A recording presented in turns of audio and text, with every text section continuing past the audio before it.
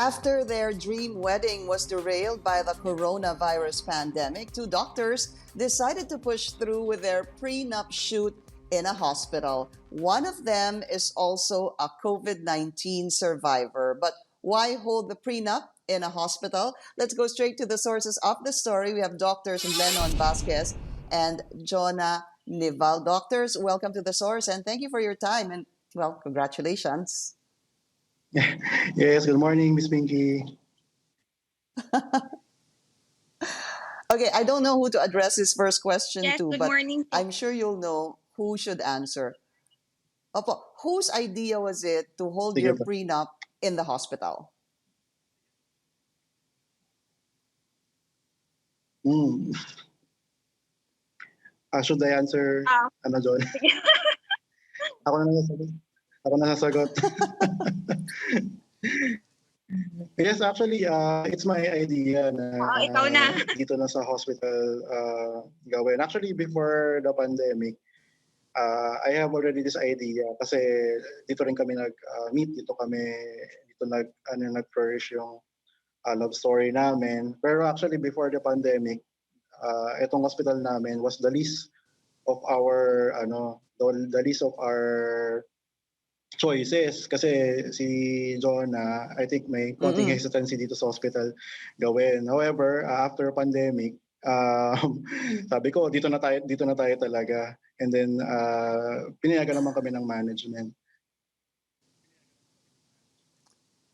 Dr. Jonah, was it difficult for you to say yes to have your prenup there at Metropolitan Medical Center, ano? Actually, even before the pandemic, we are actually planning na to have a shoot here in Metropolitan Hospital. Pero dapat kasi 2 locations kami. So since kulang kami ng time, then nandito na lang din kami sa hospital, we decided na yung lahat yung shoot namin is dito na lang po talaga sa Metro. Since Metro nga po, the Metropolitan Medical Center has been a part of ours po. But what siguro, Dr. Lennon, what is the message of having your prenup or doing your prenup in the hospital? What are you trying to say by having it done there?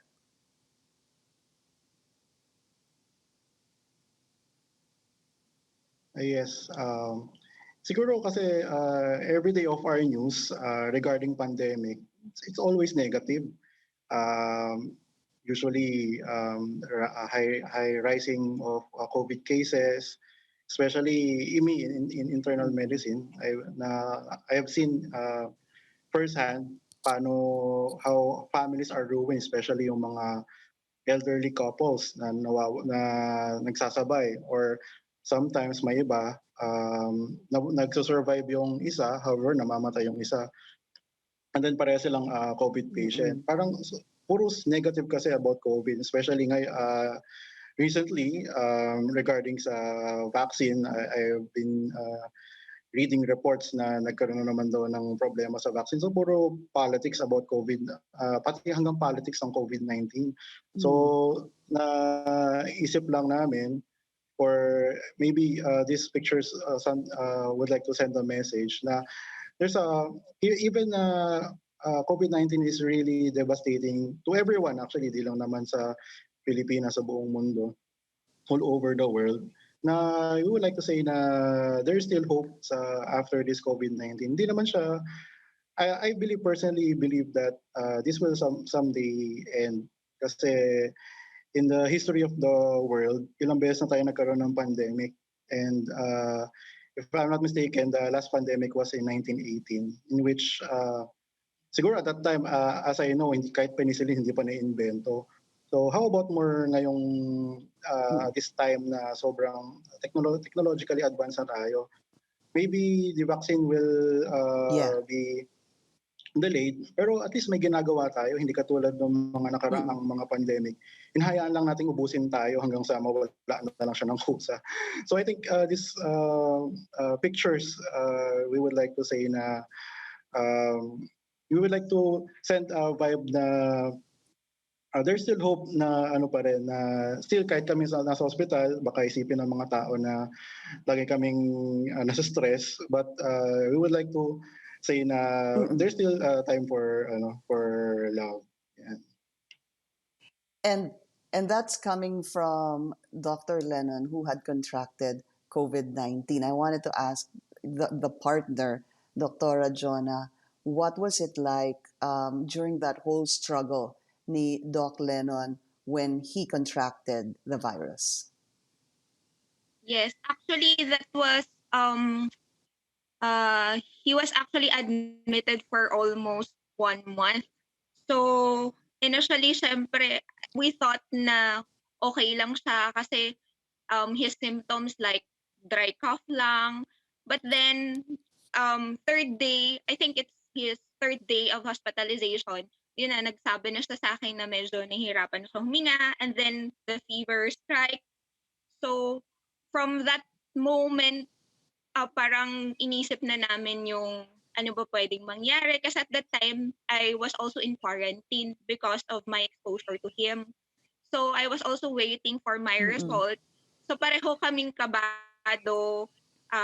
Sasabihin na ba namin sa parents namin or aantayin ko ba yung result? At saka he also underwent hemodialysis. So yun uh, medyo iniisip namin yung future namin na um, magpapakasal pa kami in the future. So parang Yeah. sobrang nalilito psychologically talaga, psychologically, emotionally. So sobrang stressful po. So nung time na yun naisip namin Yeah. yung mga uh, parents po talaga namin, if ever yung mga maiiwan kong sakali po. Wow. Dr. Lennon, how bad um, did you have to undergo nung nagkaroon ka ng sakit when you contracted COVID? Yes. I got COVID last July. So I thought usually yung mga unang symptoms, flu-like symptoms. After fourth day, doon na nag-start ng fever. Actually, una, every night lang pala yung fever ko. Then napansin ko na nagkaroon na ako ng difficulty of breathing. Then when I underwent second CT scan, na note nga na nag-progress na yung aking infiltrate sa CT scan. Kasi I was in COVID ward, so I have seen patients na nagkaroon ng severe symptoms. And in our hospital kasi, we do hemoperfusion ang tawag doon. So it's a kind of hemodialysis na neutralize yung inflammatory cells. And I've seen patients na pag may severe symptoms pa lang, sinimulan na siya, is mas nagso-survive. So that time, sabi ko sarili ko, sabi nga ni Jonah nung time na yun, hindi ka ba natatakot? Sabi ko, hindi na. Kasi I want to give all. I want to para bang lahat na ng pwedeng gawin. Kasi puro experimental lang ang gamot at that time eh. So sabi ko, gawin ko lahat ng pwede kong gawin para makasurvive. So hindi ko kasi maisip na maiiwan ko. Parang nagsisimula pa lang kami, di pa nga kami kinakasal, maiiwan ko na siya kagad. Maraming naglaro sa utak ko noon, pero I said to myself, hindi ako magpapatalo sa COVID. Lahat ng pwede kong magawa, I will try. And then siguro I tried na kahit simple things lang. Uminom ng tubig, kumain, kahit pa konti-konti kahit wala kang gana. Yeah. I fought. Lumaban ako Yeah. ng todo. Sabi ko sa sarili ko, kung maano man ako ng COVID, at least kahit pa paano, sabi ko sa sarili ko na lumaban ako. Pero eventually, awa ng Yeah. Diyos, then with my attending physicians, yung mga doktor namin dito, kami rin na natutulungan, tsaka yung mga nurses dito sa Metropolitan. So, nakasurvive naman so far. And then ngayon, back to work. And the wedding, of course, is pushing through. Dr. Jonah, when is this and what's the celebration going to be like?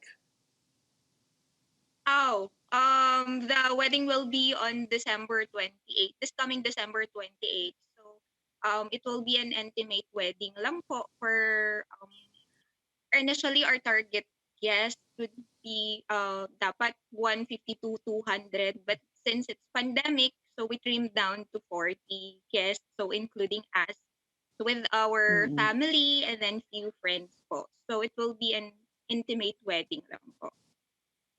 We actually we are Well, because congratulations, ah. Because Lennon is a Go Christian and ahead. I am a Catholic. Actually, we initially planned to have the I wedding see. in a Catholic church, but since karamihan ng relatives Mm-mm. ko is nasa province, so we opted muna um an intimate wedding, a Christian ceremony this December 28th. So baka after 2 to 3 years na po yung church wedding namin. 2 to 3 years. Matagal pa yon after Yes, December, after yes. your, well, intimate gathering. I want to advance congratulate the two of you on your upcoming wedding. Dr. Lennon Vasquez, it's good to speak to you and good that you were able to fight this virus. And of course, Dr. Jonah Nival, maraming salamat sa inyong dalawa. Thank you so much Thank din you, po, Miss Miss Pinky. Pinky. And thank you for joining us here on The Source. I'm Pinky Webb. You're watching CNN Philippines.